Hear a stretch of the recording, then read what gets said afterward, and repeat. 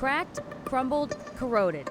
Massachusetts highways, bridges, and public transit need a facelift. Concern goes beyond the surface. We as a society don't understand how valuable our infrastructure is. Just preserving it takes hundreds of millions of dollars a year. One of our main goals is to educate the public about our infrastructure and the need to invest in our infrastructure to maintain our quality of life. Tony Punton with the Boston Society for Civil Engineers believes the cost of doing nothing is far greater.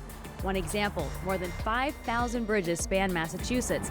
The State Department of Transportation figures show 423 are structurally deficient. Does that mean dangerous? They're not unsafe, but they will be if they're not repaired. It's not just bridges. The BSCE rates 19% of the state's roadways in poor condition. 64% are mediocre to fair. It adds up for drivers, costing them an extra $478 a year. The deteriorating road conditions are blamed on a maintenance backlog and, some say, not enough money to catch up.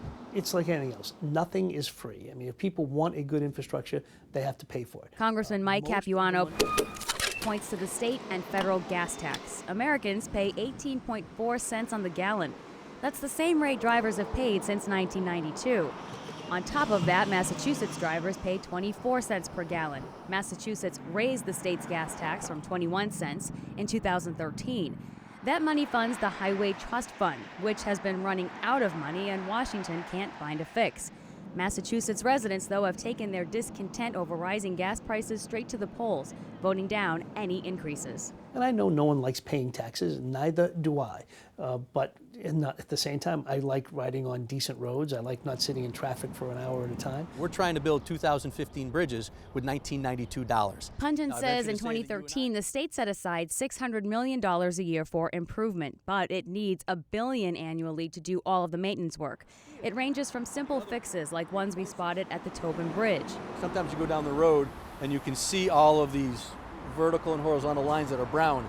To major projects like rehabbing the Longfellow Bridge over the Charles or replacing Boston's Long Island Bridge. We found the work piling up around the metro area and beyond. The Morrissey Boulevard Bridge over Dorchester Bay cracked, with 65,000 cars still driving over it each day. The intersection of 93 and 128, the Cloverleaf, 250,000 vehicles pass through each day. The ramps and weaving patterns make it a crash cluster. And the double-decker section of the Storrow Drive Bridge in Back Bay, steel beams are corroded, the pavement too thin. Engineers like Punton say it's all evidence of what's been taken for granted too long. Whether it's the water, electricity, the dams that protect us, the pump stations that move our sewage, is that our country was built on a transportation network. The State Department of Transportation oversees the maintenance of much of the work. We asked for 2 months to speak with them about projects in the pipeline, but they declined.